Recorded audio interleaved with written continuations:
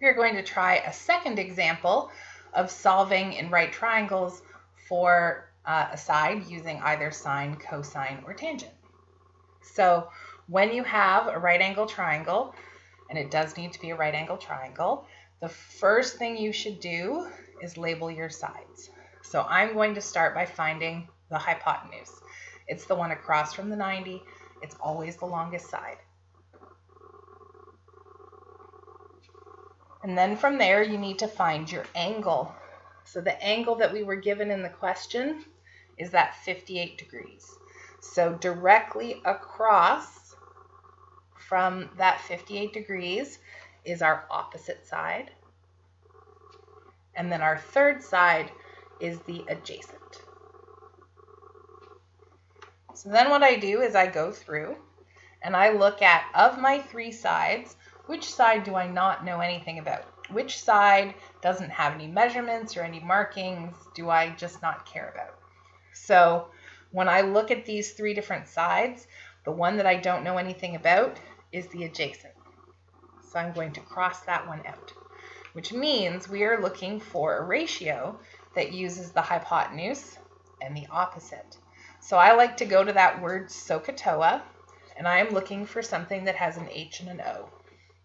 So tan is O and A, cosine is A and H, but sine has that O and H that I have.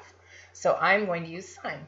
So I'm going to write that sine of A, sine of my angle, equals, and then O for opposite over H, hypotenuse.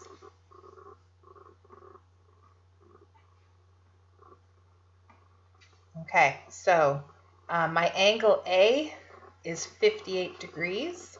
So sine of 58 degrees is opposite, which is x, over hypotenuse, which is 70.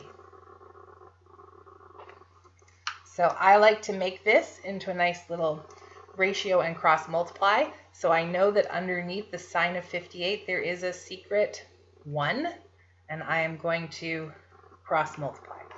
So that means I am going to do 70 times sine of 58.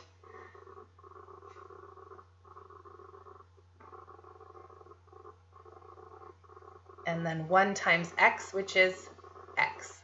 Now you'll notice this time I didn't put the bracket around 58. It is optional. If you want to put it in there, you can. If you don't want to put it in, you don't have to. It really just depends on your calculator and whether your calculator needs the bracket or not. So from here, I am going to multiply that on my calculator. So I am every time just going to check, am I in degrees? Yes, I am. So I'm going to do 70 times sine of 58.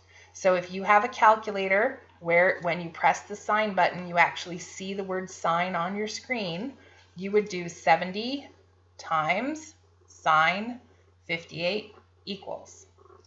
On my calculator, I don't see the word sine when I press it.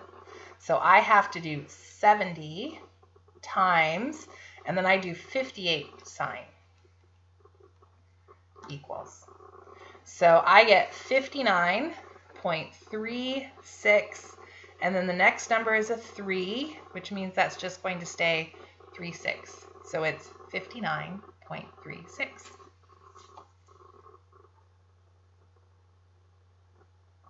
And that is in meters. So x equals 59.36 meters. You can join me in the next video for our last example.